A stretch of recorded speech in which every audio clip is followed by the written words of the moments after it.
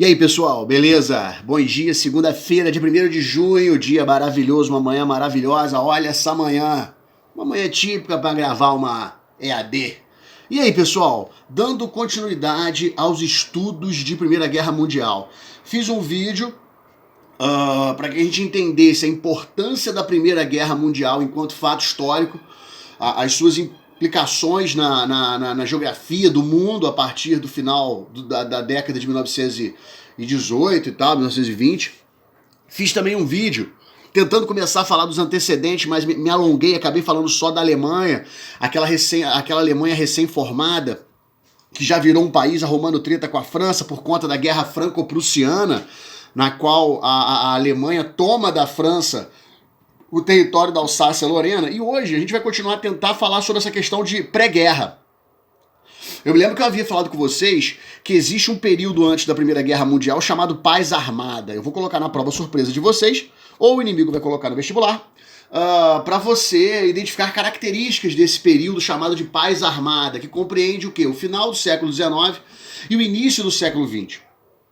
Lembrando, é um período em que as nações europeias estão se aliando à formação de alianças e eles estão se armando. Países europeus estão se armando e se aliando naquela Europa que até então não vivia tantas guerras. A única guerra que vai existir antes da Primeira Guerra Mundial, de amplitude não mundial, como a gente sabe, né, como a gente falou, mas uma guerra local, são as guerras balcânicas, ali na Península Balcânica. Mas uma guerra entre essas nações, lideranças na Europa, essas nações industrializadas, não vai haver. Então, olha só. Falamos daquela Alemanha, que criou treta com a França e que criou o revanchismo francês por conta da tomada da Alsácia-Lorena. Outra questão importante antes da Primeira Guerra Mundial, que gerou conflitos e desconforto entre as nações industrializadas, foi o imperialismo. A disputa e a conquista e a tomada e o sequestro de territórios na África gerou tensões entre as nações europeias. Não é à toa, por exemplo, que a Itália muda de lado quando recebe a Tunísia. Né? Em 1915, no início da guerra, no início dos ataques, das batalhas, a Itália vira de lado, a Itália muda de lado, a Itália começa lutando ao lado da Alemanha e do Império Austro-Húngaro e vira e passa para o lado da Inglaterra, né, no meio da guerra, por conta de um território. Se eu não me engano, é a Tunísia que a Itália recebe e muda de lado. Olha os interesses na África. Né? A África era um foco de tensão. Sabe? A África foi um foco de tensão. As disputas por aquele território, por vários territórios na África, geraram tensões entre as nações europeias, sobretudo com relação à Inglaterra, à Alemanha e à Itália. A Alemanha e a Itália, por terem sido países de unificação tardia, a Alemanha e a Itália viraram países tardiamente.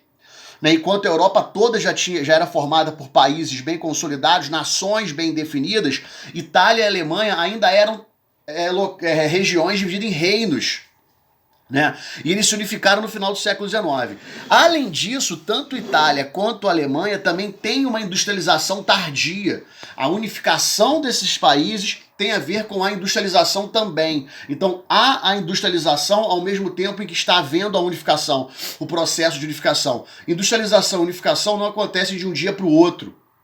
Tanto Itália quanto a Alemanha chegam, vamos dizer assim, atrasados na disputa pela África. Quando Itália e Alemanha vão almejar algo na África, ela já está praticamente toda dominada. Por exemplo, Marrocos. Marrocos foi um foco de tensão entre a Alemanha e a Inglaterra. Então as disputas pela África geraram tensões entre as nações europeias. Entenderam? Então você já tem mais um outro motivo, uma outra tensão levando à crise na Europa. A questão dos nacionalismos na Alemanha, com a formação da Alemanha, o nacionalismo na França com relação ao ódio a germânicos por conta da Guerra Franco-Prussiana.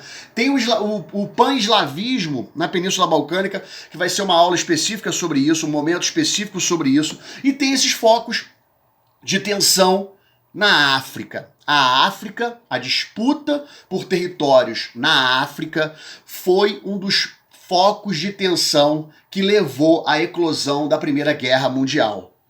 As alianças que se formaram antes da guerra foram, primeiro, no primeiro momento, chamava-se Entente Cordiale, por conta da aliança entre França e Inglaterra. Há tempos, eu acho que é a primeira vez, vou pesquisar isso depois aí, hein? Eu acho que é a primeira vez que França e Inglaterra lutam uma ao lado da outra.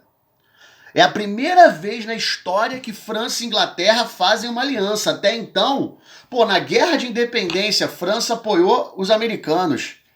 Não apoiou a Inglaterra. Tem que pensar isso aí, tem que ver isso aí. Mas a Alemanha, a Inglaterra e a França já... Olha que doideira, né? A Alemanha já se formou, já virou uma nação, né, nessa conjuntura beligerante, né, tomando terras da França, e já era uma nação que unificada ameaçava já a hegemonia inglesa. A Alemanha surge como império em 1870, ameaçando o domínio e a hegemonia inglesa. Olha que interessante. Então a Inglaterra precisava de força para combater esse avanço, essa expansão germânica. E a aliança com a França. Mais tarde, a Rússia entra. O Império Russo. Vamos falar dele. Que Império Russo era esse? O Império Russo que vai se aliar à França por conta de questões na Península Balcânica. E esse Império Russo era um império absolutista, era um império arcaico politicamente que vinha tentando se modernizar economicamente.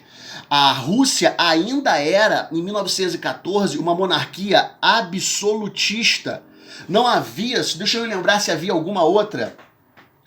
O Império Turco-Otomano, sim, mas não havia na Europa outra monarquia absolutista. Existiam monarquias constitucionais, mas a Rússia... E o imperador da Rússia era o Nicolau II, ele era um autocrata.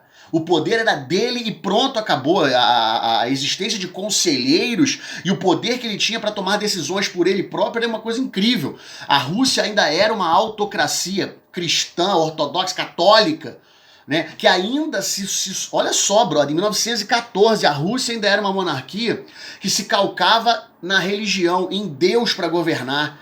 Era vontade divina aquilo tudo que estava acontecendo. E a Rússia, por conta de questões da Península Balcânica, para enfrentar o Império Austro-Húngaro, para enfrentar as pretensões da Alemanha, ela se une à França. Ou seja, forma-se a Tríplice Aliança.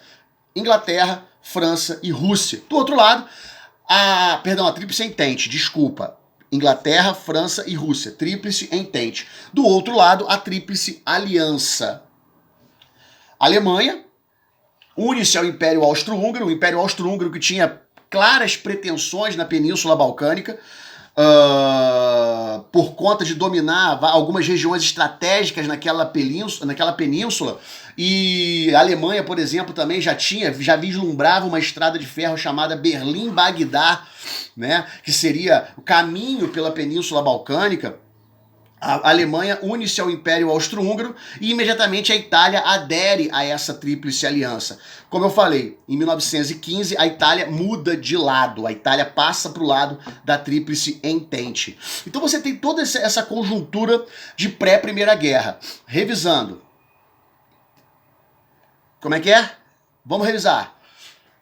Questões na África. Disputas imperialistas na África. Gera tensões entre as nações. Nacionalismo xenófobo. O francês com ódio do alemão. O alemão querendo unir-se, formar uma grande Alemanha, uma nação de germânicos, o pan-germanismo. Na Península Balcânica, os povos de origem eslava, criando um nacionalismo xenófobo também, contra o domínio do Império Turco-Otomano, contra o domínio do Império Austro-Húngaro. Então você tem 3 focos de nacionalismo: pan-germanismo, pan-eslavismo e revanchismo francês. Se ligou? Outra questão. Essas alianças, esses investimentos, a paz armada. A paz armada, o período de paz armada é um período importante. E falta o estopim. E tem a questão balcânica.